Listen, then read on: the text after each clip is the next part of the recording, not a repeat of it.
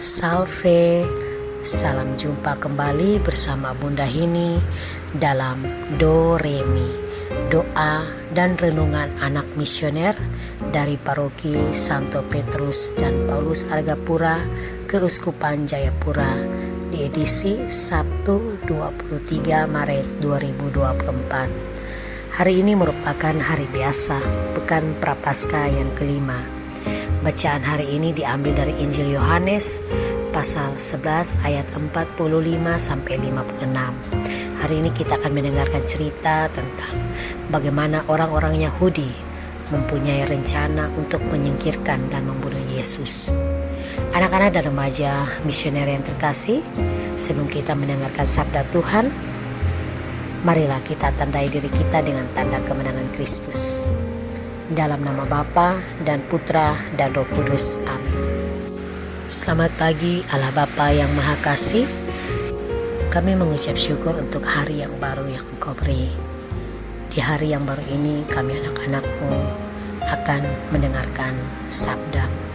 Kami mohon tiliklah hati kami agar setiap sabda yang akan kami dengar dapat kami resapi, kami renungkan di dalam kehidupan kami hari lepas hari.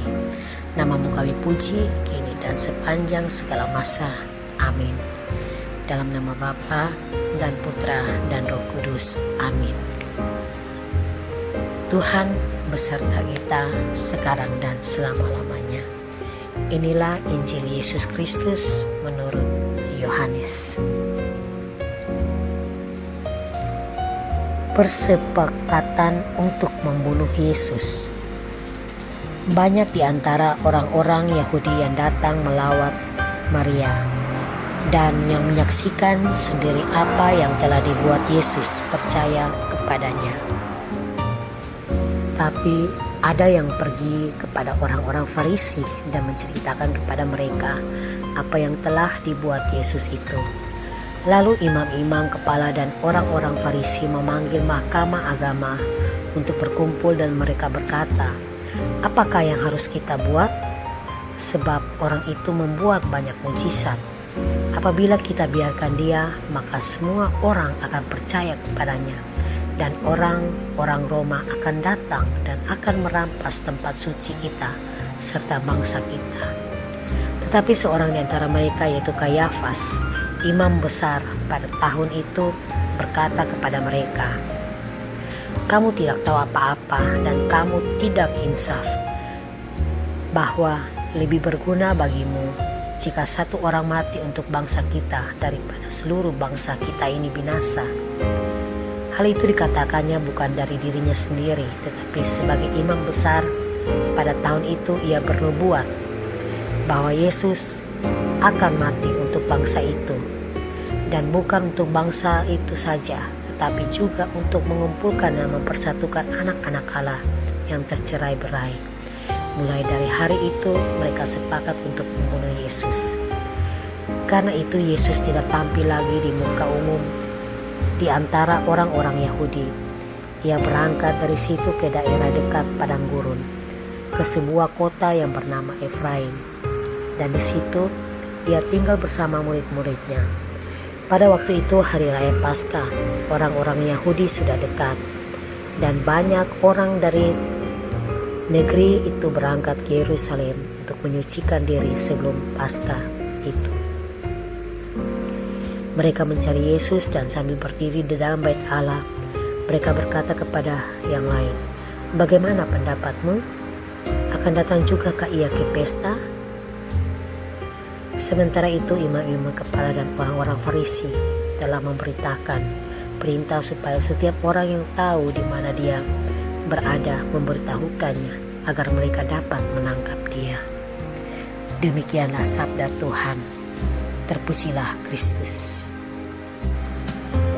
Anak-anak dan remaja misioner yang terkasih,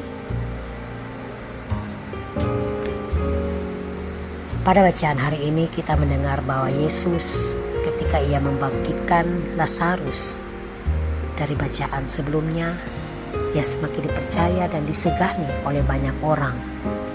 Tapi di sisi lain para imam, kepala dan orang-orang Farisi justru ingin menyingkirkan Yesus karena mereka beranggapan jika Yesus membuat banyak mujizat dan menolong orang, maka orang akan terpengaruh dan mengikuti dia. Di tengah ketakutan itu, tanpa sadar imam besar Kayafas justru menubuatkan bahwa kematian Yesus itu penting sekali dan berguna untuk keselamatan bangsa Yahudi.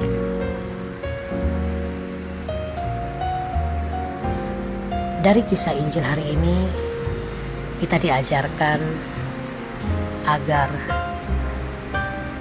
kita dapat melihat begitu banyak teman-teman kita yang melakukan perbuatan baik, menjadi korban persahabatan, entah itu dibully atau diasingkan dari pertemanan, bisa juga difitnah dan diaduh kepada guru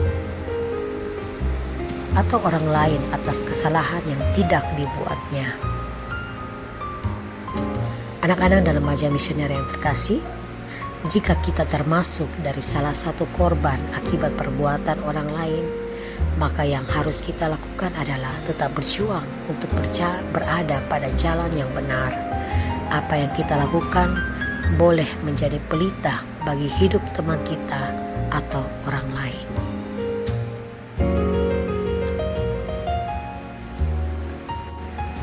Terkadang kita juga menilai orang lain itu buruk.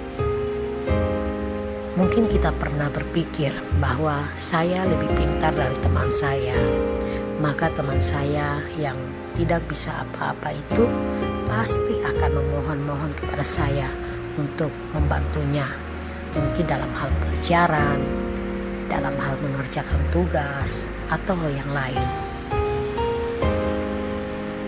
Bukan berarti kita tidak boleh menilai orang lain itu baik atau buruknya, tetapi alangkah baiknya kita menilik diri kita dulu terlebih dahulu. Anak-anak dan remaja misioner yang terkasih, pernahkah kita membalas kebaikan teman kita? Atau jangan-jangan sikap dan sifat kita sama seperti orang-orang Yahudi dalam bacaan hari ini, membalas kebaikan dengan cemooh atau bersungut-sungut dan berkata pedas yang menyakiti hati teman atau orang lain. Jika demikian, apa bedanya kita dengan mereka? Anak-anak dan remaja misioner yang terkasih, semoga dengan mendengarkan renungan pagi ini, kita kembali dipenuhi rahmat Roh Kudus agar semakin bijak di dalam bersikap, berkata-kata, dalam mengambil keputusan kepada teman kita maupun sesama kita. Semoga amin. Tuhan Yesus, Engkau diutus Bapa menjadi berkat bagi dunia, menjadi selamat bagi manusia. Utuslah kami anak-anak-Mu di Indonesia untuk menjadi sahabat yang kuat bagi yang lemah, sahabat yang rela berkorban bagi yang menderita payah, sahabat penghibur bagi yang sakit dan gelisah. Tuhan Yesus, kami pun ingin menjadi utusan-utusan kecil-Mu, teman setia bagi yang tersingkir terlantarkan, teman bicara bagi yang kesepian terlupakan, sobat yang gembira bagi yang sedih dan susah, sobat yang penuh penghargaan bagi yang tak dicintai. Tuhan Yesus, utuslah kami kini dengan bantuan Roh Kudus-Mu menjadi garam dan ragi yang baik, menjadi terang dan obor yang cemerlang, membawa kegembiraan dan pengharapan. Tuhan Yesus, kuduskanlah badanku dan sucikanlah jiwaku. Kupersembahkan diriku padamu hari ini. Berkatilah semua anak dimanapun juga, berkatilah semua orang yang kami jumpai, kapanpun juga, siapapun juga. Bapa kami yang ada di surga, dimuliakanlah nama-Mu, datanglah kerajaan-Mu di atas bumi seperti di dalam surga. Berilah kami rezeki pada hari ini, dan ampunilah kesalahan kami seperti kami pun mengampuni yang bersalah pada kami. Dan janganlah masukkan kami ke dalam pencobaan, tetapi bebaskanlah kami dari yang jahat. Salam Maria, penuh rahmat, Tuhan sertamu. Terpujilah engkau di antara wanita, dan terpujilah buah tubuhmu Yesus. Santa Maria Bunda Allah, doakanlah kami yang berdosa ini sekarang dan waktu kami mati. Amin. Kemuliaan kepada Bapa dan Putra dan Roh Kudus, seperti pada permulaan, sekarang, selalu, dan sepanjang segala abad. Amin. Anak-anak dan remaja misioner yang terkasih, demikianlah renungan kita pada pagi hari ini. Semoga segala niat kita, rencana, dan aktivitas kita pada hari ini dibimbing, diberkati oleh Allah yang Maha Kuasa, dalam nama Bapa, Putra, dan Roh Kudus. Amin. Salve, salve, salve. Sampai berjumpa pada pertemuan Doremi yang berikut. Tuhan Yesus memberkati.